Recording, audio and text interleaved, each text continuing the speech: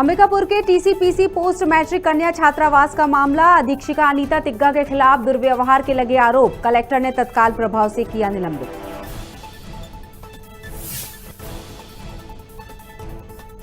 बंद होने की कगार पर पहुंचा देश का पहला गार्बेज कैफे, विपक्ष ने की सस्ते खाद्यान्न योजना के संचालन की मांग, कचरा प्लास्टिक के बदले भोजन और नाश्ते की थी व्यवस्था।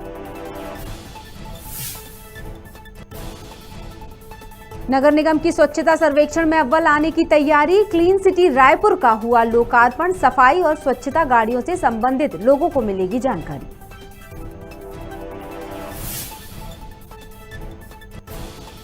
विदिशा जिले में डीपीसी कार्यालय के हाल बेहाल, कर्मचारियों को नहीं पता हितग्राहियों से जुड़े सवाल, घंटों ऑफिस से रहते हैं नदारद।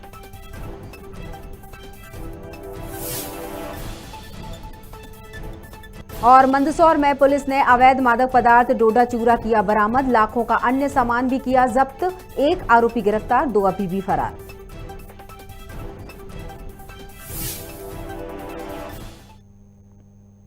नमस्कार, आप देख रहे हैं खबर भारत। मैं हूं आपके साथ क्रांति प्रिया। बढ़ते हैं खबरों की तरफ। सबसे पहली खबर अंबिकापुर से। अंबिकापुर के टीसीपीसी पोस्ट मैट्रिक कन्या छात्रावास की छात्राओं ने अधीक्षिका अनीता तिग्गा के खिलाफ दुर्व्यवहार का आरोप लगाते हुए कलेक्टर से शिकायत की है। छात्राओं की शिकायत को कलेक्टर ने गंभीरता से लेते हुए अधीक्षिका को तत्काल प्रभाव से हटा दिया है। आपको बता दें कि अंबिकापुर शहर के बनारस रोड स्थित संचालित हो रहे शासकीय टीसीपीसी पोस्ट मैट्रिक कन्या छात्रावास में अव्यवस्थाओं का आलम था, जिसे लेकर आए दिन पोस्ट मैट्रिक कन्या छात्रावास से शिकायतें बनी रहती थी।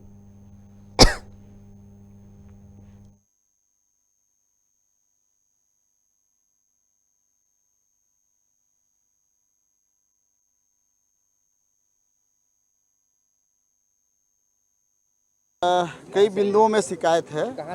ये टीसीपीसी पोस्ट मैट्रिक कन्या छात्रावास की लड़कियां हैं, वो अधीक्षिका के विरुद्ध शिकायत कर रही हैं कि कुछ कमियां हैं, कुछ उसके द्वारा बिहेवियर ठीक नहीं किया जाता है और इसके अलावा और कई सारी परेशानियां हैं, तो वो बता रही हैं और उसका निराकरण हम जो है 1-2 दिन के अंदर कर ही देंगे। और आज हम मीटिंग के बाद स्वयं जाएंगे, स्वयं जा करके लड़कियों से बैठ करके बात करेंगे, क्या समस्या है, क्या क्या तुरंत निराकरण किया जा सकता है और किसके लिए थोड़ा समय लगेगा, उस हिसाब से उसका निराकरण करेंगे। पिछली बार भी यही हुआ था, पिछले बार भी अधीक्षिका को लेकर हाँ, लेकिन पिछले बार भी हुआ था, 2 साल 2.5 साल पहले की बात है और उस टाइम भी हमने अधीक्षिका को हटाया।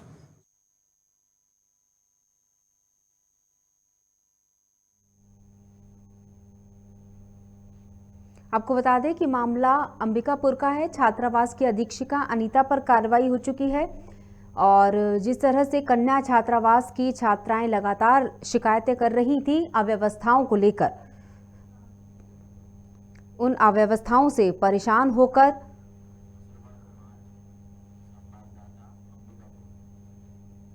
और अब हम चर्चा करते हैं। हमारे साथ जुड़ चुके हैं अंबिकापुर संवाददाता खबर भारत श्रवण कुमार। श्रवण, जिस तरह से खबर है कि छात्रावास की छात्राओं को लगातार परेशानियां हो रही थी कई समय से, लेकिन अब जाके अधीक्षिका पर कार्रवाई की बात की गई है और ये भी सुनने में आया है कि उन्हें हटा दिया गया है, कलेक्टर ने पद से ही हटा दिया अधीक्षिका को। बिल्कुल, जिस तरह से ये पोस्ट मैट्रिक छात्रावास में आज जो छात्रावास की छात्राएं थी वो कलेक्टर से शिकायत करने पहुंची थी कि उनकी जो अधीक्षिका है अनीमा तिग्गा, वो लगातार उनसे दुर्व्यवहार कर रही थी, जिसको लेकर के सैकड़ों की संख्या में जो है वहां पे पहुंचे थे जो छात्रावास की जो छात्राएं हैं और ये शिकायत कर रही थी कि उनको जो खाना है, खाना में सही ढंग से उनको खाना नहीं दिया जा रहा है, गुणवत्ताहीन खाना दिया जा रहा है। इन सारी चीजों को लेकर के कलेक्टर से अवगत कराया गया और तत्काल प्रभाव से कलेक्टर ने उस छात्रावास अधीक्षिका को वहां से हटा दिया गया है, क्योंकि जिस तरह से संगीन मामला है, क्योंकि एक छात्रावास में अधीक्षिका जो है जिस तरह से छात्राओं को प्रताड़ित कर रही थी और लगातार जो छात्राएं थी वो कहीं ना कहीं अधिकारियों को इस चीज की सूचना दे रहे थे, लेकिन जब उनका जो करना चाहिए कि जो प्रताड़ना है वो अधिक हो गया, तो जो वहाँ की छात्रावास में रहने वाली जो छात्राएं हैं वो वहां से पैदल मार्च करके कलेक्टर कार्यालय पहुंची और कलेक्टर जो है संजीव झा को इस चीज के बारे में अवगत कराया और इन तमाम चीजों को जानने के बाद जो है संजीव कुमार झा कलेक्टर ने तत्काल प्रभाव से उस अधीक्षिका को वहां से हटा दिया गया है। एक और बात कहते नजर आए थे अधिकारी, जिनकी अभी हम बात सुन रहे थे। उन्होंने कहा कि किस तरह से शिकायतें आई और निवारण के तौर पर अधीक्षिका को हटाया गया। तो उन्होंने कहा कि इस तरह पहले भी जब शिकायतें आई थी तो अधीक्षिका को हटाया गया था।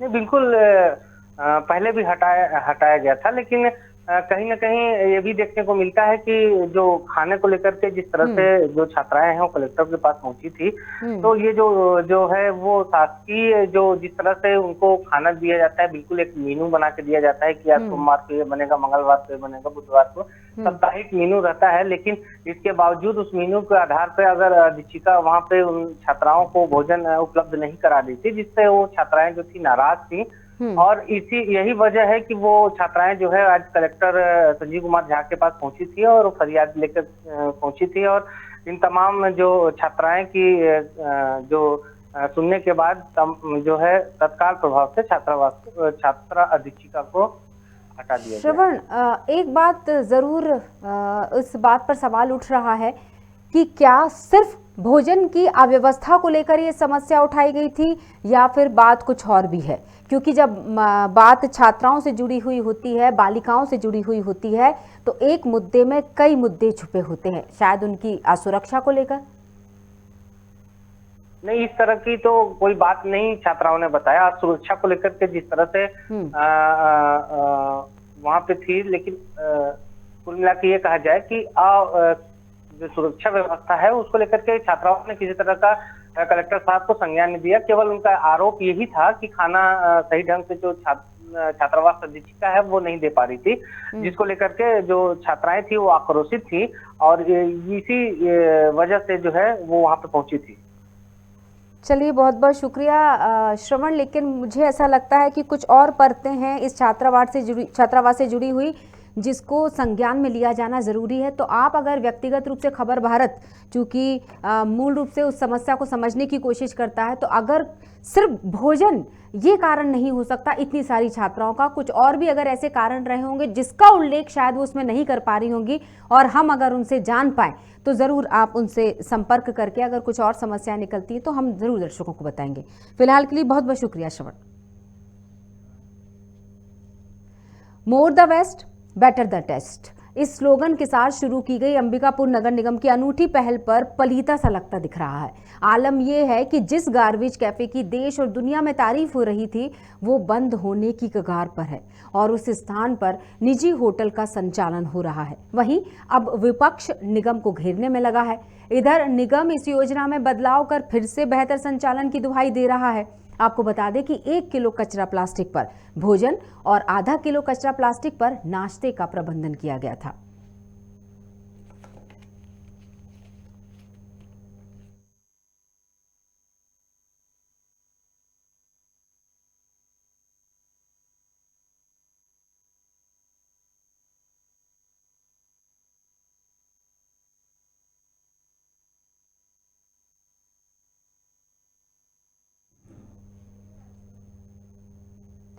रायपुर शहर राज्य में लगातार स्वच्छता सर्वेक्षण में बेहतर प्रदर्शन कर रहा है। अब नगर निगम में स्वच्छता सर्वेक्षण में शहर को देश में नंबर 1 पर लाने की कवायद शुरू कर दी है। इसी कड़ी में आज रायपुर के मेयर एजाज ठेबर ने स्वच्छता से संबंधित ऐप क्लीन सिटी रायपुर का लोकार्पण किया, जिसमें सफाई और स्वच्छता गाड़ियों से संबंधित सभी जानकारियां शहर के नागरिकों को मिलती रहेंगी। इससे कूड़े के निपटारे में आसानी हो सके और शहर को साफ रखा जा सके।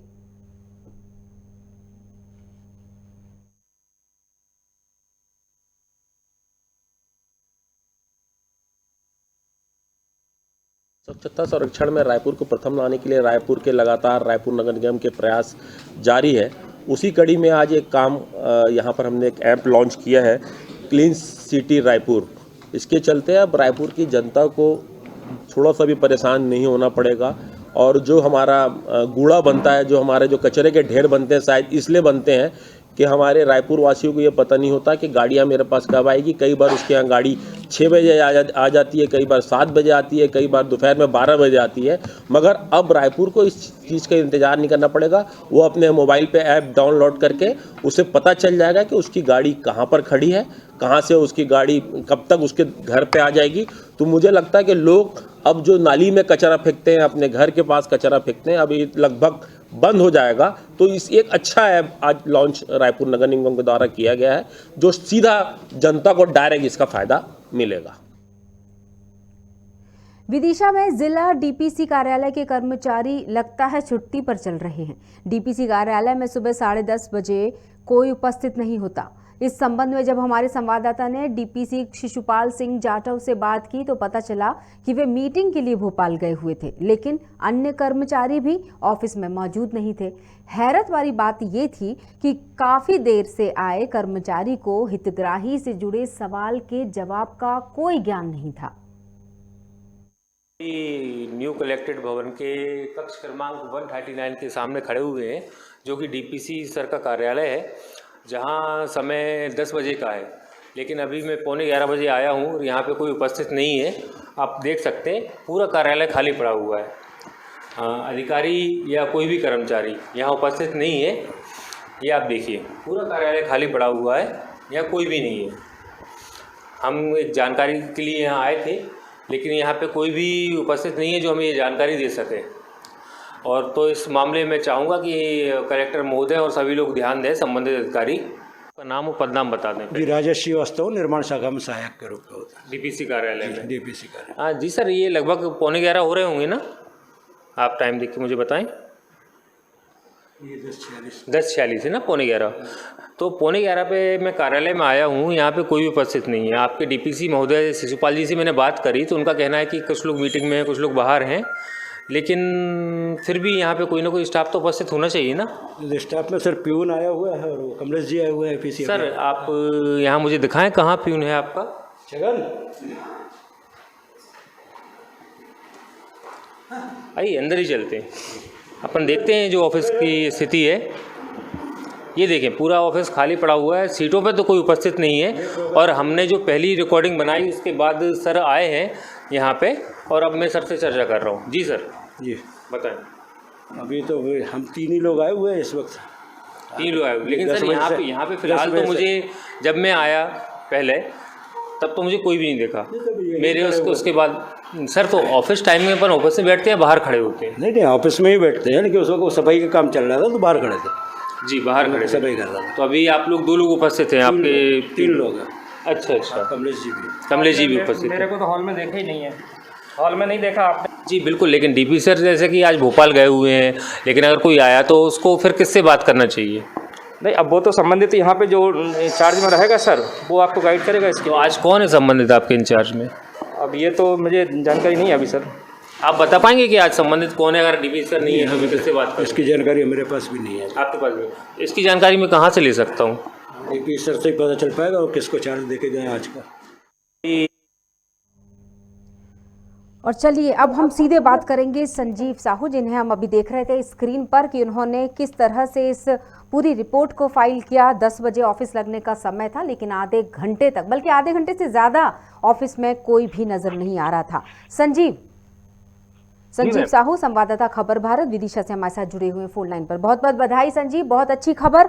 और अब बिल्कुल दर्शकों को ये बताइए, 10:40 पर वहां पर जो भी कर्मचारी मौजूद था उन्होंने कहा कि सफाई का काम चल रहा है। इसका मतलब क्या झाड़ू पोंछा 10:40 तक होता रहता 10 बजे वाले ऑफिस में? बताइए, दर्शकों को भी हम बताते हैं सच्चाई। जी मैम, मैं यही बताना चाहता हूँ। मैं लगभग 10:30 बजे वहाँ पहुँचा था और ऑफिस का जो मेरा पहले आपको दिखाया था तो वहाँ कोई भी उपस्थित नहीं था। और उसके बाद जब मैंने डीपीसी सर को फोन लगाया तो उनका कहना था कि मैं भोपाल में हूँ, तो वहाँ से मेरी मीटिंग है। तो उसके बाद उन्होंने वहाँ से कॉल लगाया अपने संबंधित कर्मचारियों को। संबंधित कर्मचारी को फोन लगाया तो एक कर्मचारी मेरे पास आए, श्रीवास्तव जी। तो लेकिन ऑफिस पूरा तब भी खाली था। वो कहने लगे सफाई का काम चल रहा है मेरा। आम तौर पर संजीव ये भी बताएंगे हम हमारे दर्शकों को कि ये सिर्फ एक दिन की रिपोर्टिंग नहीं है, ये सिर्फ एक दिन का हम वाकया नहीं बता रहे हैं। क्या आम तौर पर इस ऑफिस में 10:30 बजे तक कोई नहीं होता, यानी 10 बजे के ऑफिस में आधा घंटे तक कोई अधिकारी नहीं मौजूद होता? जी मैम, लगभग यही अमूमन यही स्थिति रहती है और ऐसी स्थिति का सामना लोगों को करना पड़ता है, जबकि ये जिले का कार्यालय है, पूरे जिले से लोग आते हैं। जैसा कि मैंने आप उसमें देख सकते हैं न्यूज में, हाँ। कि मैंने उनसे पूछा कि आज अगर डीपीसी सर नहीं है तो कोई हितग्राही आया है तो किससे बात करेगा, तो उनके पास इसका कोई जवाब नहीं था।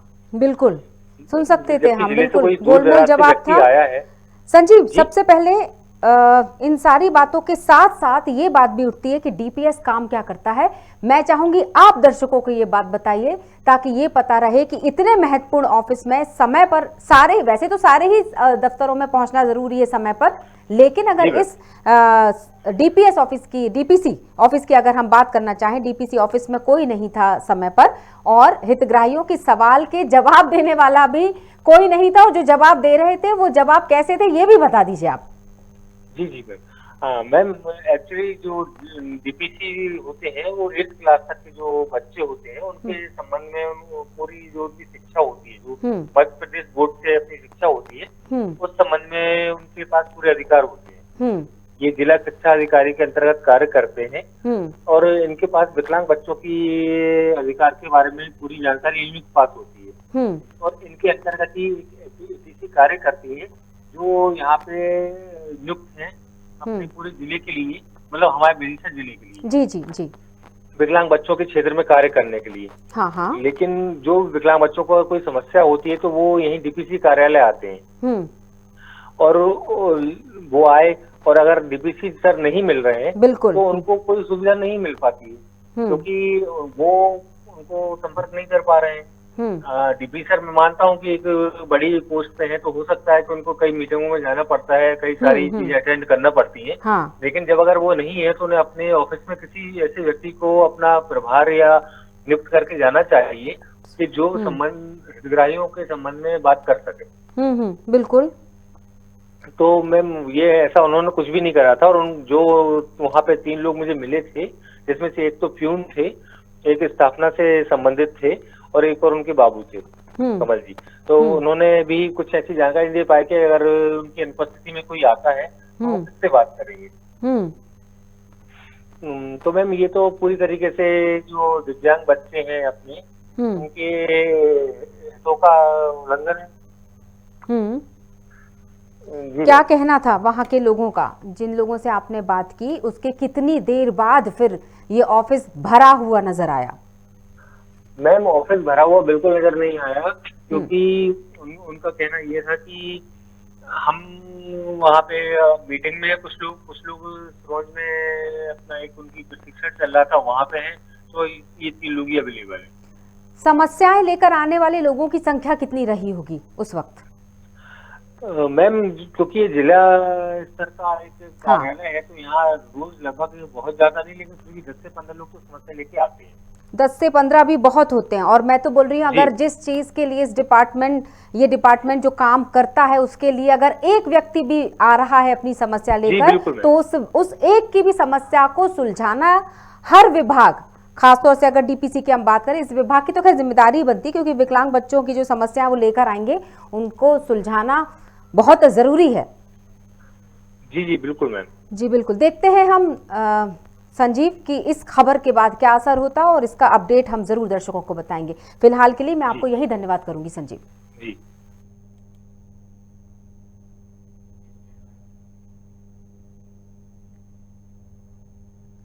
मंदसौर पुलिस ने मुखबिर की सूचना पर मुक्तिधाम पुलिया के पास नाकाबंदी कर बिना नंबर के स्वराज ट्रैक्टर की तलाशी ली, तो उसमें से मक्का के चारे के नीचे 6 कट्टे में 1 क्विंटल 2 किलो डोडा चूरा पाया गया।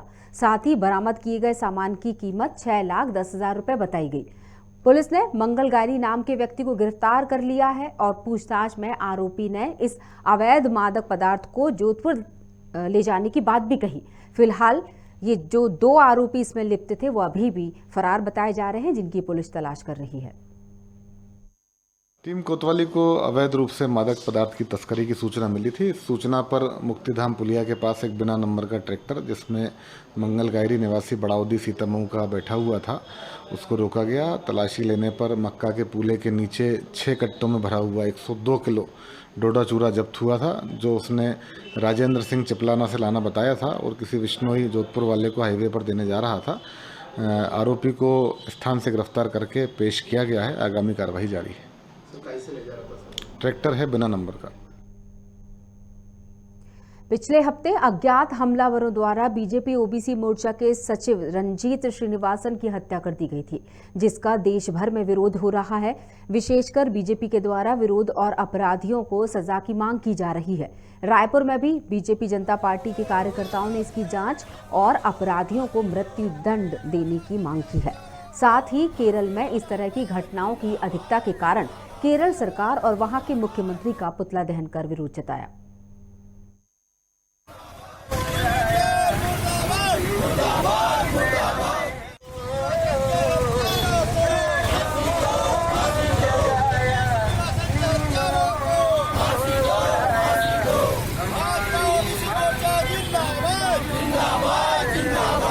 निश्चित रूप से इस प्रकार की जघन्य हत्या लगातार केरल प्रांत में राष्ट्रवादियों के साथ हो रही है। भारतीय जनता पार्टी पिछड़ा वर्ग मोर्चा इसका घोर विरोध करता है और इसलिए हमने आज केरल प्रांत के मुख्यमंत्री का पुतला दहन किया और हम मांग करते हैं कि दोषियों पर तत्काल कड़ी से कड़ी कार्रवाई हो, उनको फांसी की सजा हो, अन्यथा पिछड़ा वर्ग मोर्चा पूरे प्रदेश और पूरे देश से कूच करके केरल राज्य में जाकर के सबक सिखाए। मिनी रत्न कंपनी जोहिला क्षेत्र अंतर क्षेत्रीय क्रिकेट प्रतियोगिता का आयोजन किया गया, जो मां बीरासिनी क्रिकेट स्टेडियम बिरसिंहपुर पाली जोहिला क्षेत्र में आयोजित हुई। इसका उद्घाटन हेमंत शरद पांडे, महाप्रबंधक SECL जोहिला क्षेत्र के मुख्य अतिथि के द्वारा किया गया। इस अवसर पर ध्वजारोहण और राष्ट्रगीत गाकर क्रिकेट खेल का शुभारंभ किया गया।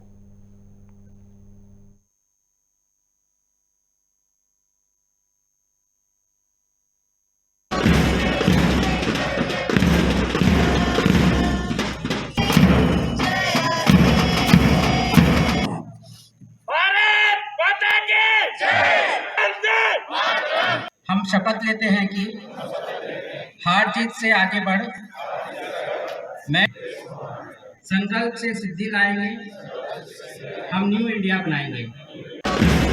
जो आयोजन है ये SECL का आयोजन होता है और हर साल ये आयोजन होता है। चूँकि 2 साल कोरोना के चलते ये आयोजन नहीं हो पाया था, इस साल से पुनः स्पोर्ट्स का सभी कैलेंडर जो हमारा वेलफेयर में होता है और ये डायरेक्टर पर्सनल जो है SM चौधरी साहब, उनके दिशा निर्देश पे हर एरिया को एक एक जिम्मेदारी दी जाती है। तो इस परिप्रेक्ष्य में हम लोग को जोहिला परिवार को, क्योंकि ये स्टेडियम बहुत ऐतिहासिक स्टेडियम है, माँ विरासिनी का जो स्टेडियम है और इसमें बहुत बड़े बड़े प्लेयर्स खेले हुए हैं पुराने ज़माने से, इसलिए हम लोग को ये जिम्मेदारी इस साल दी गई थी। और इसमें हमारे जो पूरे SECL कंपनी के 16 टीमें यहाँ पर भाग लेगी, जिसमें 13 टीमें हर एरिया की टीम एक आती है जो प्रोडक्शन एरियाज़ है। और फिलहाल के लिए इस बुलेटिन में इतना ही, लेकिन जाने से पहले मैं क्रांति प्रिया खबर भारत की तरफ से आप सभी से अनुरोध करती हूं कि सरकार के द्वारा बनाई गई कोरोना को लेकर गाइडलाइन का पालन करें, स्वस्थ रहें, सुरक्षित रहें और खुश रहें। मुझे दीजिए इजाजत। नमस्कार।